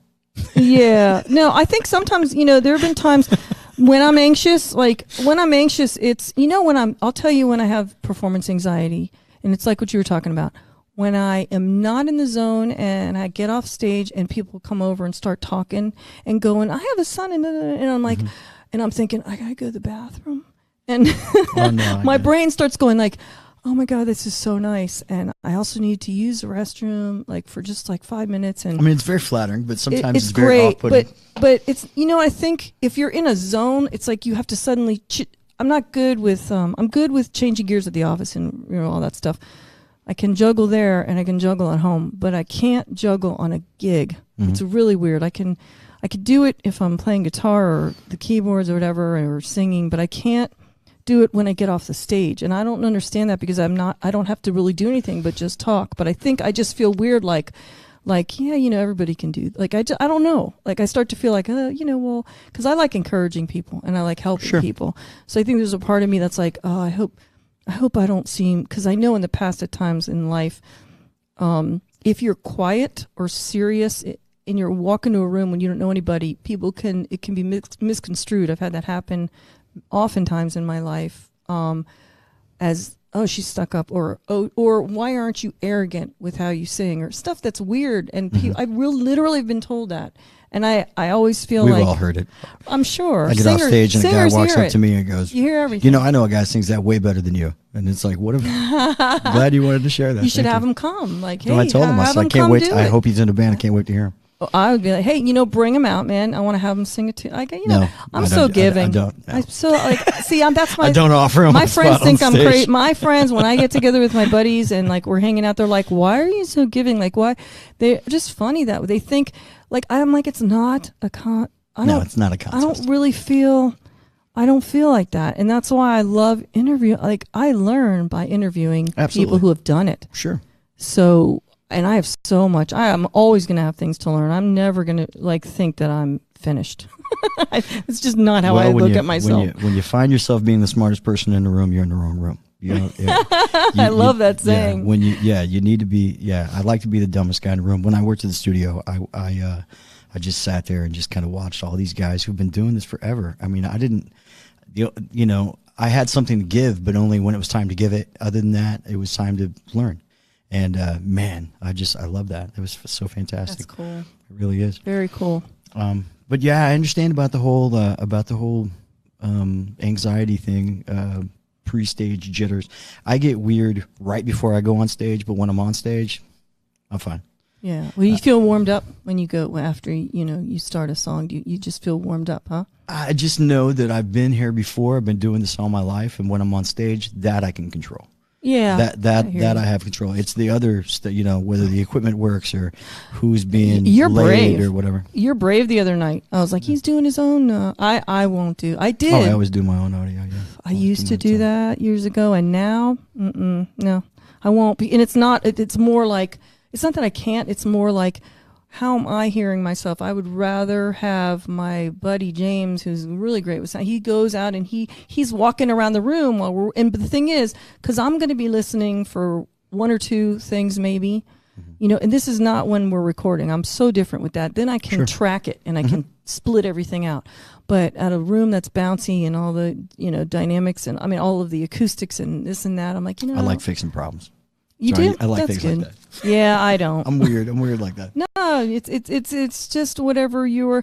And as for the anxiety, I think part of it also is I have a very pushy mom, and so when I was 4, I was able to, if you sang something, play it back on piano, and so everybody would go like and then I'd be like, oh God, just leave me alone. I don't want to have to do this for every family member or friend who shows up. Oh, you don't know my mom. My mom is Lucille Ball on steroids. She You also said she was kind of like a hippie vibe too, right? Yeah, she's very hard to explain. She's like it's like if you took a hippie or you took Jimmy Stewart and made him, as a female. Like Jimmy Stewart. Yeah. Oh, I love it. And everyone loves her because she feels the whole entire world is a small town, even though it's not. So I've had to rescue her from a guy who was a cokehead who said he was going to help me in music. I had to go out to Newark and rescue my mom.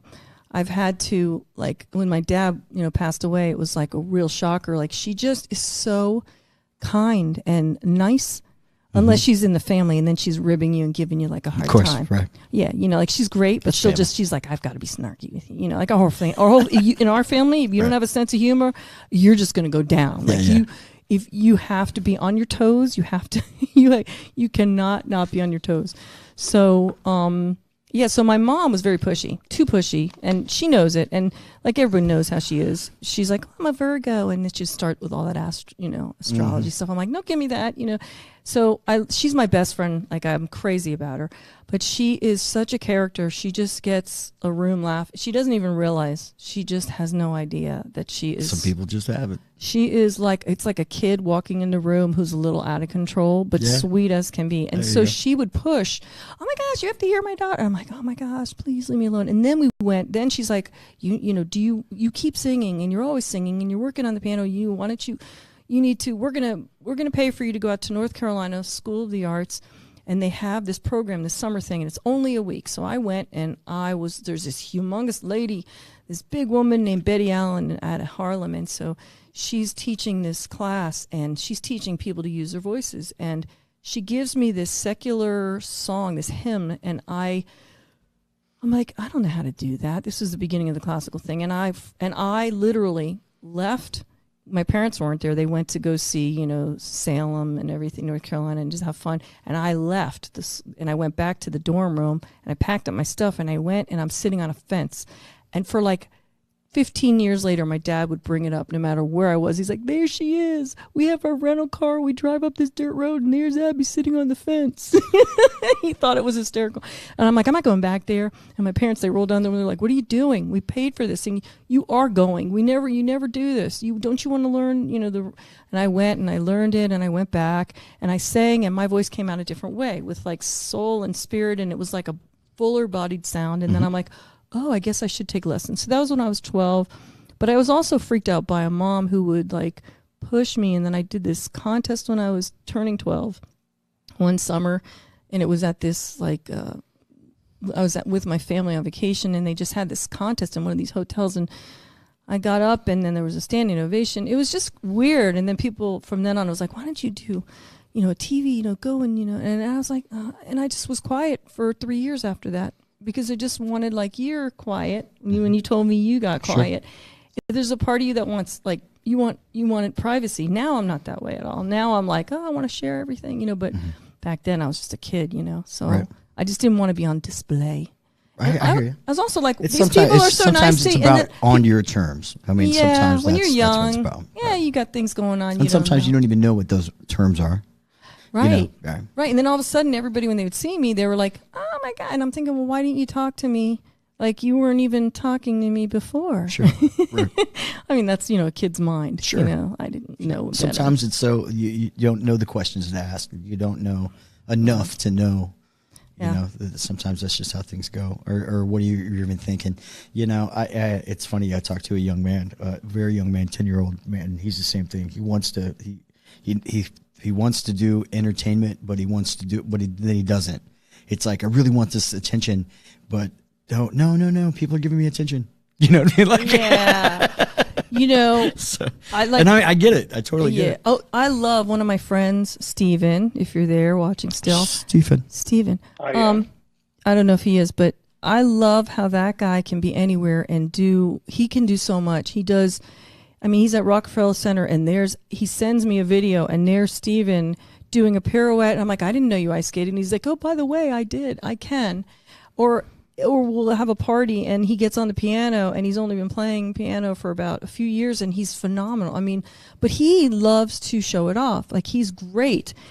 And it's great. Like I wish, you know, I think it's great to be wherever you are. Like, I can do it if there's a show, and I can do it if we're rehearsing or, you know, recording, like, and it's a professional thing. Mm-hmm.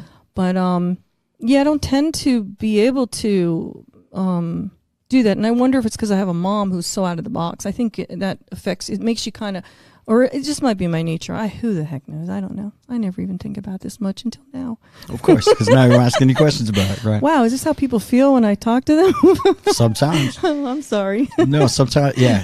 Especially, well, it's cool. It's like, you know, these aren't things that you would normally just go around and tell people unless you actually triggered that in your head. And the same way when you're asking questions about a few weeks ago and you're asking questions and I have to think about like mom and singing gospel, which I haven't thought about so that cool. in forever. You know? Gospel. So it's kind of cool. Yeah, that's great. Mm-hmm. Yeah.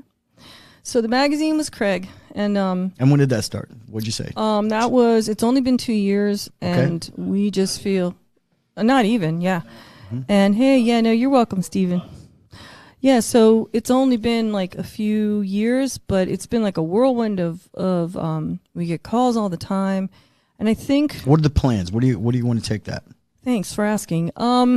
So Craig, where do we want to take this? We want to interview. We have some great kicking interviews coming up, and I mean ones that we've been pursuing. Mm-hmm. Like, you know, you get them the chocolates, and you roll out the red carpet and you call and you whine and you cry. No, no, you just, you don't always get the people, like, you don't always get everybody you want. There's a huge, you know, and so we're trying because we want to, or you want to interview them when something's coming out, you know, but what's great is we love the PR that we're working with and the management that we're working with and the record companies that we're working with. They've been phenomenal. Gotta start somewhere. It builds. They're phenomenal. We actually have relationships with them. And they even laugh sometimes when we're like, you know, you sent us that link and we know you're promoting whatever, but nah, it's not for us. Mm-hmm. Or they're like, yeah, well, why don't you give it to? Well, we did. We all listened to it. It's a bunch of us listening, and we just decided no. Like we really stand by that because we want to. It's just we really want to have integrity with what we do. Mm-hmm. But at the same, I can relate. Yeah, but at the same token, people that are new on the scene, we just love also promoting the newcomers too. Mm-hmm. So our integrity is across the spectrum. It's not just, you know, because someone calls and we could do that. We could always give in and be like, and yes, them to death. But, you know, we don't want to do that. And I think what you're basically saying is you're trying to go quality over just quantity. And it's the same way with doing this kind of show. That's what I want. Yeah, it's true. We also, speaking of show, on the 18th, we're going to do a show. Okay. So it's going to be not just myself, it's going to be myself, Craig Marks, and then our friend Ewan, who is a Scottish lad. Mm-hmm. And so the three of us have a lot of stuff we're going to have fun doing. What type of show are you going to do? It's going to be a combination of things that are out there when it comes to bands or when it comes to here and there some gags, because you can't have our friend Ewan on the show without something happening. Some cut-ups. Mm-hmm. Yeah, and then also we'll take questions.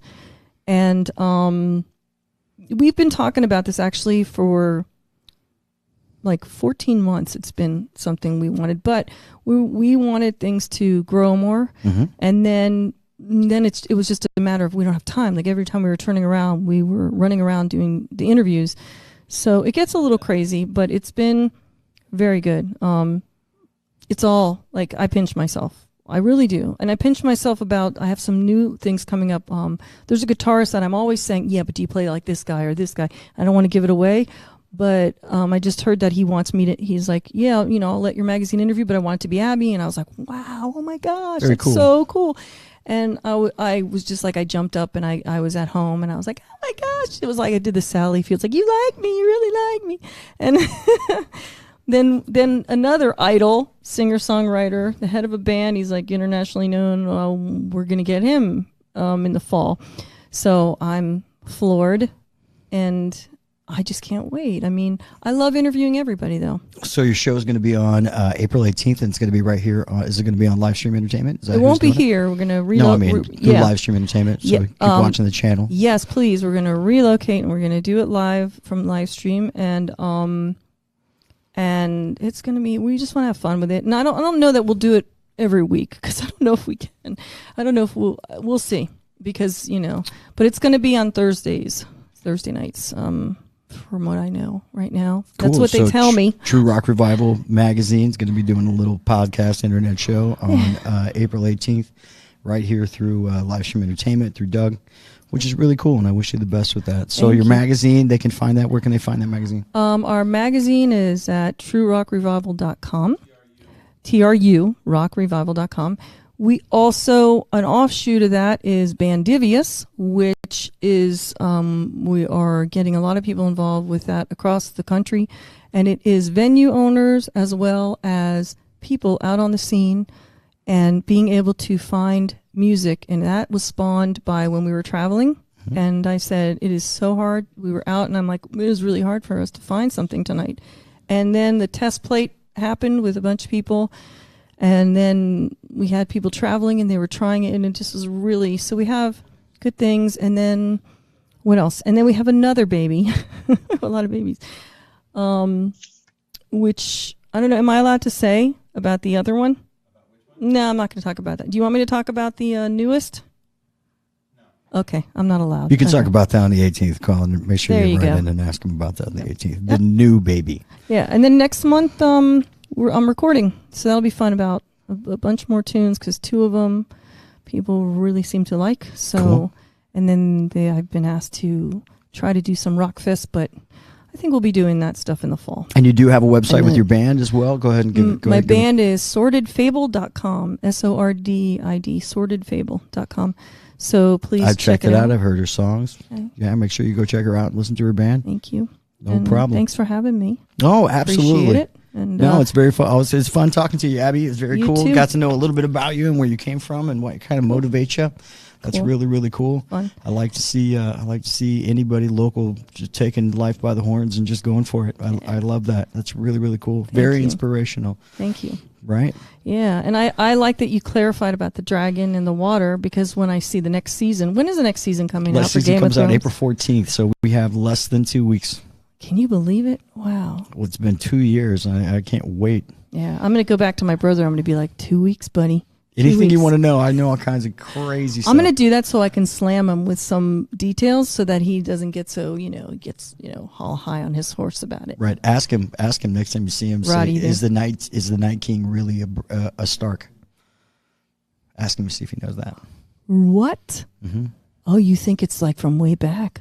Well, there's a theory that goes that since Bran, Uh-huh. right? Because there was an original Stark that helped build the wall. It was called Brandon the Builder, and he was a Stark, and he's the guy that actually helped build the wall, which they think had some magic powers to it. Mm-hmm. So, because they fought the Night King way, way, way, way back from then.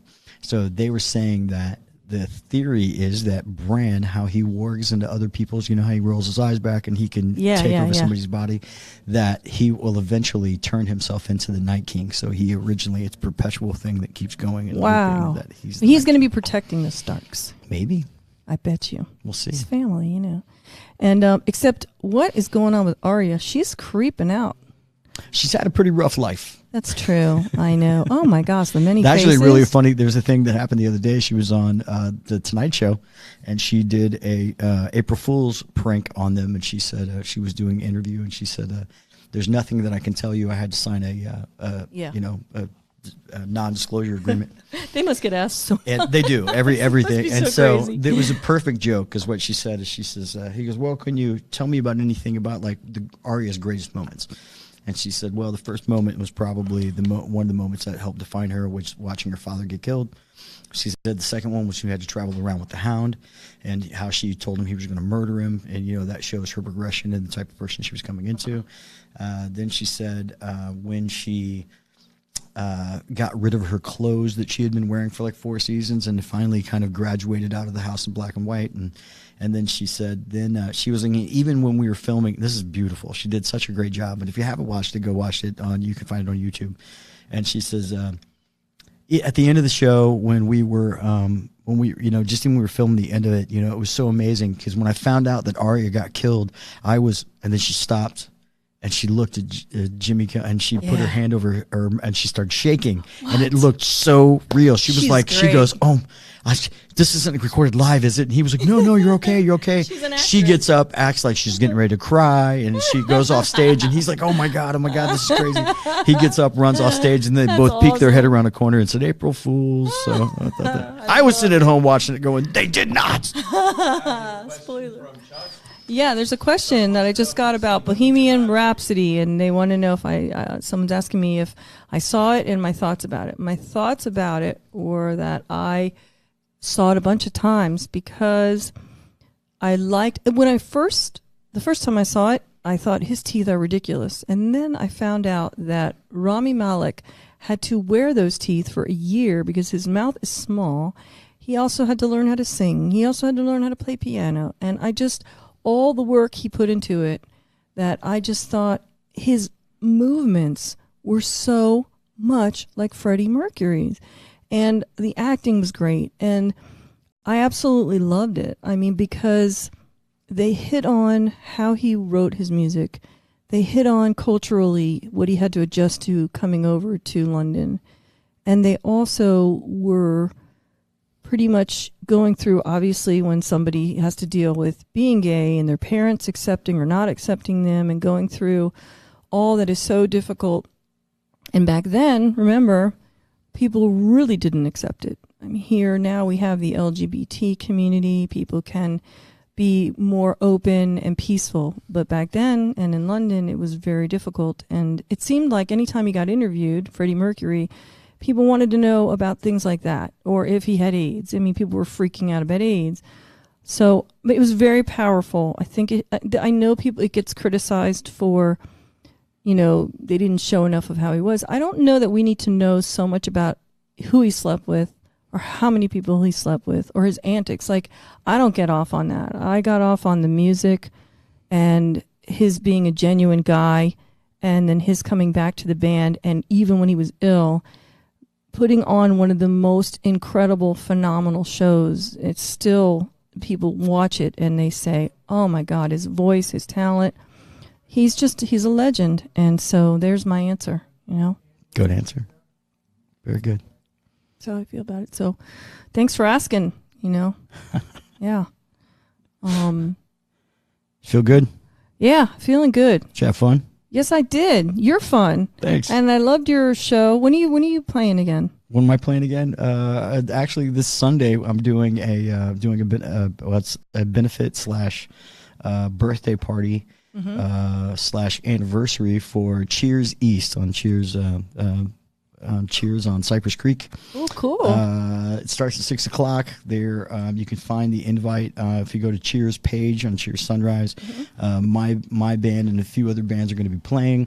Who else is playing? Do you know? The charity. I have to look that up under the Shindig. The Levacies. I do believe they start the whole show off. If you haven't heard them, check them out. They're actually a really good band. Been around for a while. Let's see.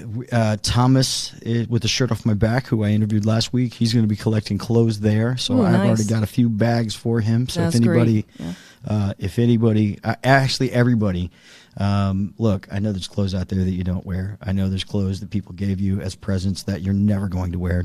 Stop kidding yourself. You're not going to Hand be. it over. You're not going to be. Goodwill has enough. You're not going to be back to your high school weight. I love you, but you're not going to do it, and it's okay. And nobody needs to see those bell bottoms from 1979. Bell bottoms are back. What are you talking about? Sure they are. They are. Keep telling yourself. I'll wear them. I'm So going to wear go them. for it. Send Oh, them to my boots. Abby if you don't give them to Boots and- Thomas with a. No, it's okay. It's all right. So he's going to be there. Great. So I'm going to feel terrible. Like, like you're going to be getting nothing they but bell gave me bottoms. all the bell bottoms. You know what I would do? I would just turn it right back around and donate Give it. them to Thomas. That's me. That's fantastic. That's how I learn. But remember, they need a lot of the delicate stuff for the ladies too. So it was funny. Somebody called me and they said, "I bet nobody gives bras," and I'm like, I bet they don't. When you think about What about panties? it, they need them too.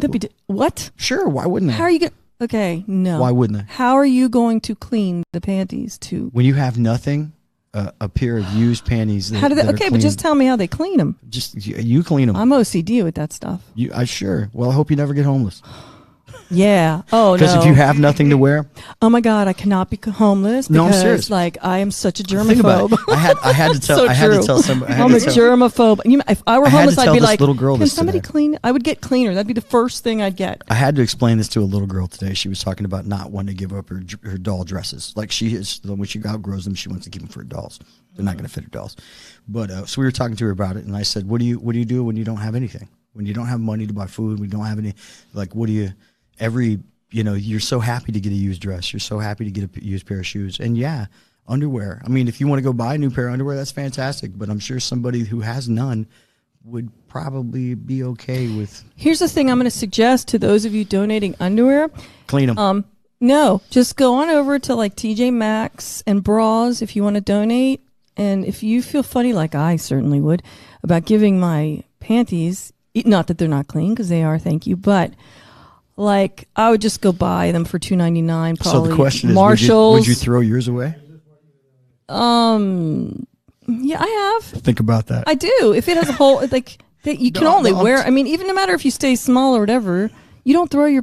You're a guy. If you're going to give them away, Guys keep stuff forever. It's not even about that. It's not What? even about that. When I was talking to Thomas and started thinking about how people have nothing, is that it really kind of defines what you think that you should keep and what you should throw away. I'm just saying. Think about it, people. No, it's true. I do. I have our kids going to their toys, and the other last week, my son brought out all his toys. He was like, "Yeah," because in his mind, his birthday's coming up. So he's like, "I'm just gonna get all my new stuff." So he said, "I'll get rid." He comes out literally. I mean, just dumps everything. My daughter, who's sentimental, she comes out with one toy. She goes, "Here, I'm donating this," like all dramatic. of course. And I'm like, "Okay, anything else?" And I'm thinking, "Oh, please." There's just like some of these toys are so tiny and little, and she wants to keep everything. And I just let her go with it. I'm not going to That's bother fine. her. It's But crazy. we do get rid of a lot. We purge. No, it's You have not to. about that. There's no judgment in it. It's like when you don't know, you don't know. It's so Yeah. like when talking to somebody like that, you don't think about how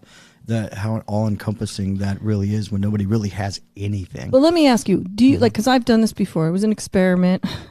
When I was in college, my friends and I, one of them was like, people need to be able to talk to these people. Abby, you talk, because I was talking a lot when I was like from age 18 to 22. It just, every time I went to New York to visit family, I'd see it even more so with the homelessness. And I used to talk to my friends about it. I'd be like, this is crazy. Why aren't they educating people, getting them the meds they need, getting them off the street, give them a job, get them where, and my friend's like, why don't you talk to them and see what they say? So I go and I try to talk to some of them, and no, it was cool. I had some of the best conversations. They tell me about where they're from. No, one of them was originally from LA, and she had a career, and then she lost her family members, and she was bipolar, and she lost her money, and then it was just like a long story. And they all have a sad story. It's it we was used to sad. have a guy that he was, every time we went there as a tattoo convention, we'd find this guy that had a big sign that says "Yell at me for $3." So you give him $3 and just scream at him and Did sell you do him every it? bat. Oh hell yeah! Oh my I had, God, like, what'd you several- say to him? Everything, just anything. Did you be like, get Just a job? No. It was never medication. anything personal. Imagine someone No, it really was just like, nasty I can't doing- believe you're wearing green socks, and you're just the stupidest. Just yell. And and the funny thing is that he gets this look on his face like, no, please don't yell at me, please. And then you get done, he's like, oh, thanks, sir. Yeah. Give him $3 and he goes on his way. He probably makes, how much do you think he makes in a day? The dude makes bank. No It's the best kidding. therapy in the entire Have you world. seen the people over on like Sheridan, like they're there and they're like homelessness, whatever, and then you see them, they get together in a huddle. My friend said, Abby, it's a whole scam, some of them. It is. Some It's of them. I'm not scam. saying it's yours. not necessarily I'm saying a scam. some. No. It's not necessarily a scam. It's a business. If you one of the channels, one of the TV shows or the news stations about 2 years ago actually did a story about it, and they said it's like a $1.2 billion business. Oh my gosh. What, I'm in the wrong thing. $3 million business from the people in Miami that Wow.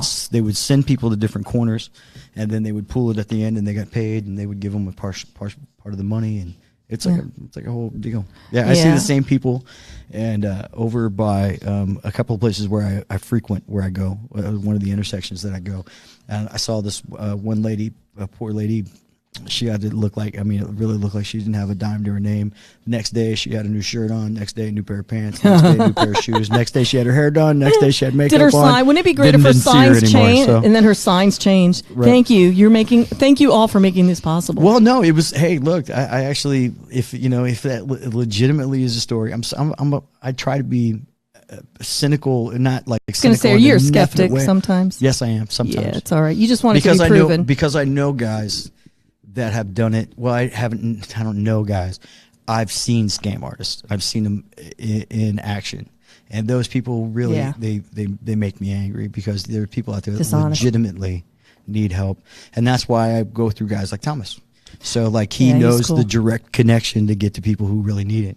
No, and we'd like to do, we respect that too, because there's also these like drop off. Have you noticed the clothing drop off is one thing? That's that's the one that's the brown and gold seal on it. That looks really, it looks like this is a drop off. I got a video of a lady climbing out of one, putting the clothes on. Oh my God, will you post that? No, it's on my Facebook somewhere. Oh my God, I'm going to But go she's find actually that. in it. She's got one of somebody's holding the door up and she's throwing the clothes out. And they were like, "Are you literally throwing the clothes out?" She's like, "I need clothes too."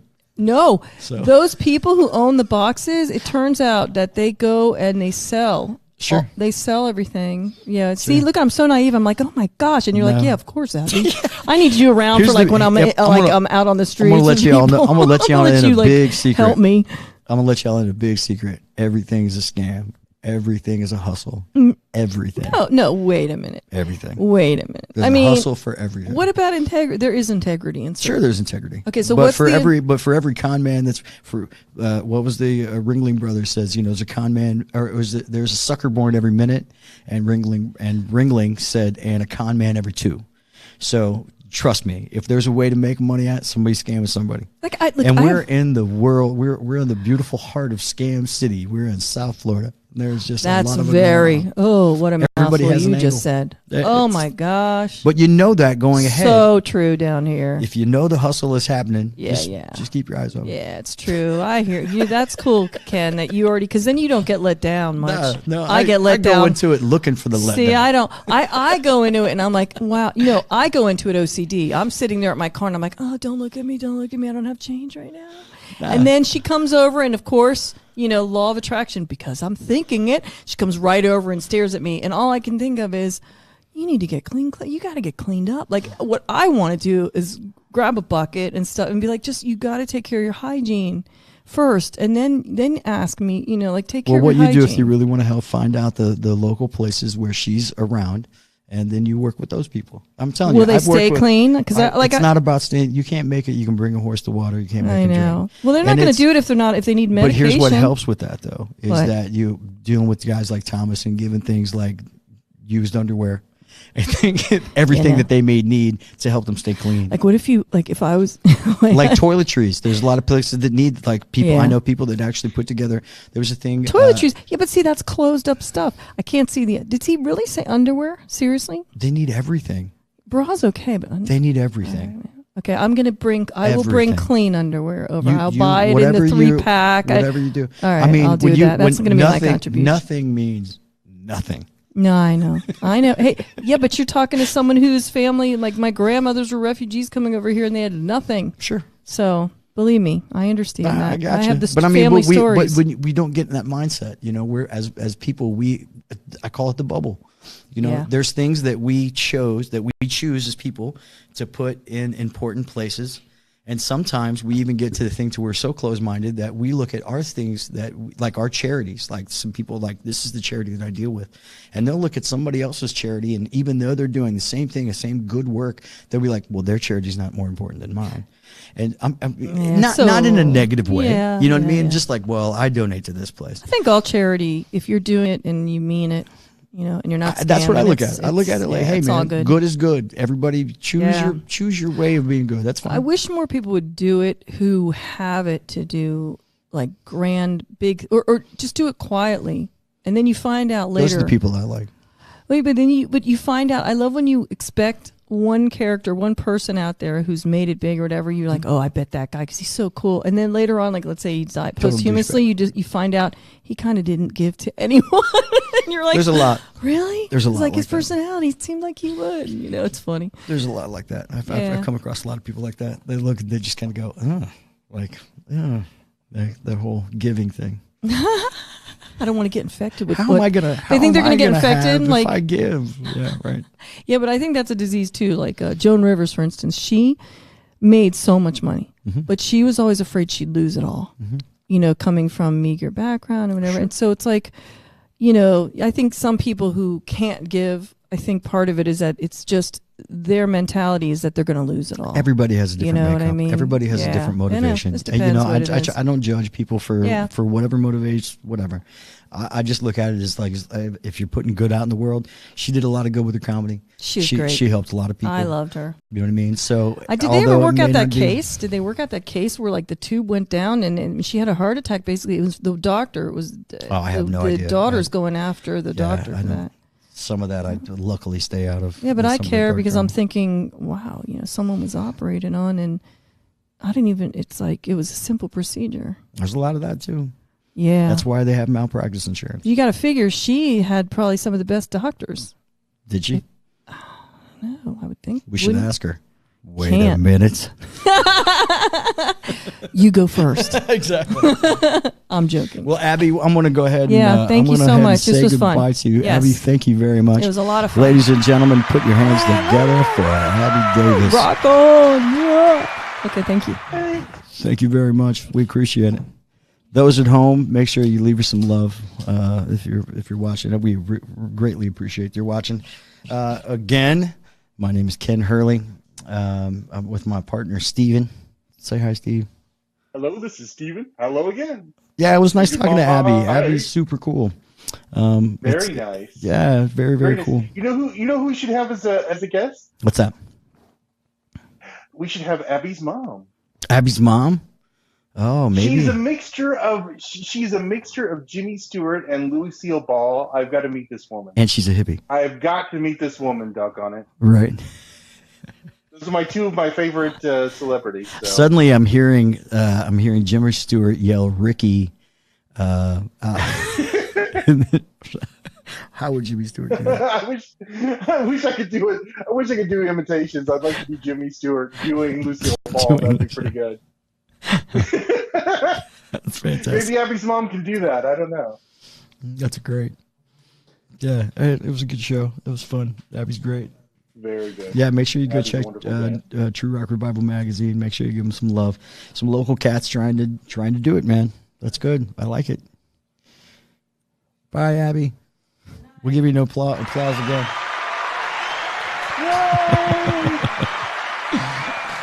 Right on. All right, so folks, we got a big show coming up next week as well. Actually, we got a couple big shows coming up got a couple big shows coming up in the next couple of weeks. Next week, Chris Blinston from No Hard Feelings Tattoo, Season 6 of Ink Masters is going to be giving me a tattoo live on the air. And we're still trying to figure out what we're going to get tattooed. I was going to get a tattoo of me on me, but only thinner. Get my logo? Is that what you think I should do? I get the internet logo. This is going to die in like 2 episodes. Why would I do that? I'll be stuck with this shit for the rest of my life. This show's going to be over in like 2 episodes, Doug. Why would I want that stuck on my body for the rest of my life? No, teasing. Right. Yeah, we made it past number 2, which we thought would never happen.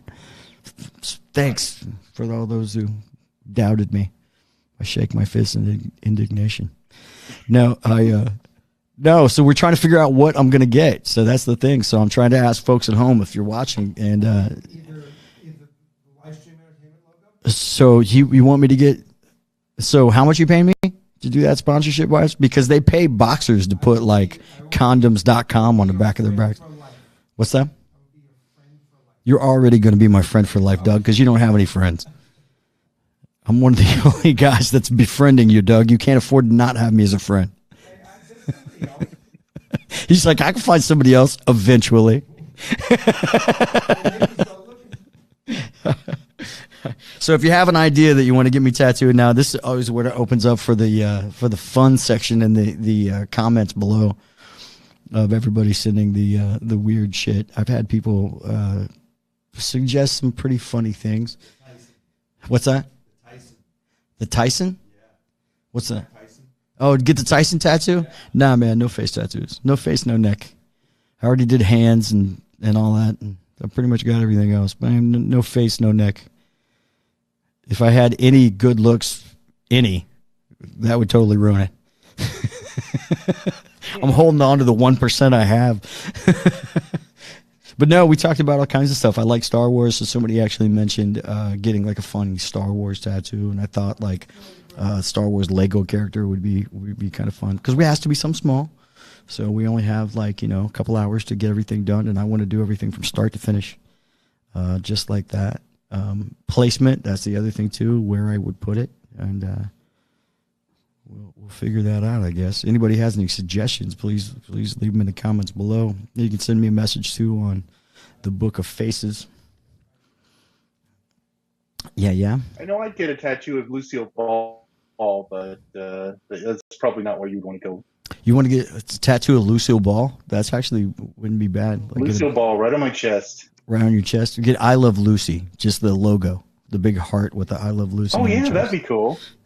Yeah. That show's gonna live forever, so the tattoo will never be embarrassing. Is the show gonna live? It's still syndicated, is it?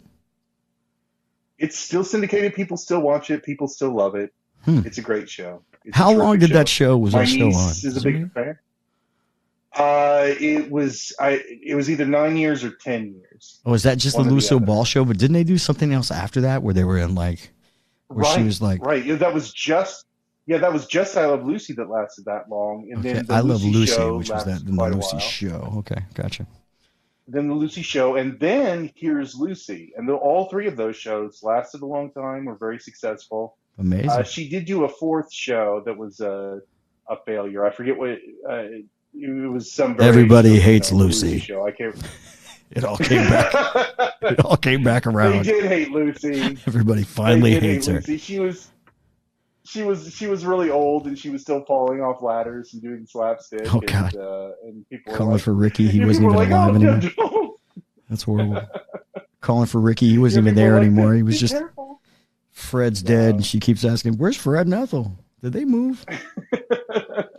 Oh, it's horrible, folks. I actually love that show. That show is Yeah. great. They don't make them like they used to. That's for sure.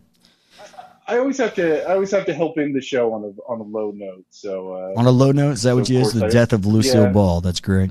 death of Lucille Ball and for Fantastic. failure last show. Well, That's folks, all we've we run got.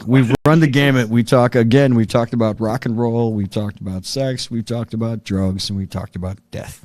So that's that seems to be the running theme for last week. We This didn't talk show's about about any of that life. stuff. We talked about nothing but uplifting things about like giving and all that good stuff. So we'll try to keep more of that. We did talk about giving. We'll try. Well, we talked about that lady on the subway giving. She was giving it all she got. Yes, she was. Yes, she was. And some people would have found that very generous of her. To do Some that, people would say so. she was giving that blind man a show. Is what she was doing. She was. His sight was running out. That was the last day he was going to see anything at all, and that's what he got to see. Oh, that could be good or bad. It could be good or bad. But on that note, folks, I think we're going to call it an evening. We want to thank everybody and their brother. Thanks for all those that wrote in with the wonderful questions for Abby. That was very, very nice. You can find her on her True Rock Revival. You can also find her on her band page. Go check her out. Give her some love. If she's around town, make sure you go say hi. You can find live entertainment or live stream entertainment at Wingfest this weekend on Saturday. They're going to be streaming live for Wingfest at the Ron Bergeron Rodeo with host 1059 and what's that? Livestream.tv. My fault. .tv, ladies and gentlemen. Livestreamentertainment.tv. They're going to be streaming it live from the Wingfest. That's on Saturday. And on Sunday, you could find your old buddy Ken here at Cheers East off Cypress Creek. We're going to be doing the 34th anniversary of Cheers, the birthday of Judy Blim. Also, we're going to have Shirt Off My Back, which you can drop off clothes. And I please urge everybody, if you don't want to come out and hear my band, that's fine. We got 3 other bands out there that are absolutely fantastic. They're going to be rocking and rolling. Every band plays for about 45 minutes to an hour. So at the top of the hour, you just go and check out if you can make it there.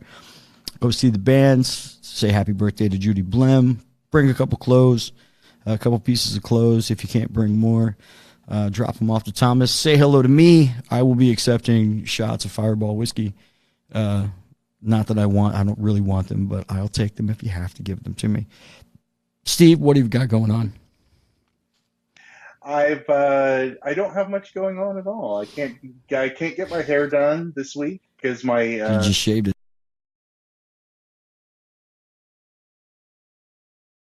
I haven't got anything exciting going on at all. Well, and you had to bring that up. Yes, I did. You had to bring up. I knew you had nothing going on. You knew I had nothing. That's it. I have nothing. Well, you know what you do have? We have a someone- show next Tuesday, Yes, we do. Yes, we do. and we're going to be looking Yes, we forward do. to that. We have that. And on that note, ladies and gentlemen, I want to thank everybody for hanging out with us here at the best damn internet show coming from True Fit, South Florida. Right here in Davie, Florida, with my host, Steven Sperling. Yes. And until next week, folks, be good to one another. We're all we've got. Hug your mamas. Be good to one another, please. We'll see you next week. Best damn internet radio show. Livestreamentertainment.tv. Take it easy, folks.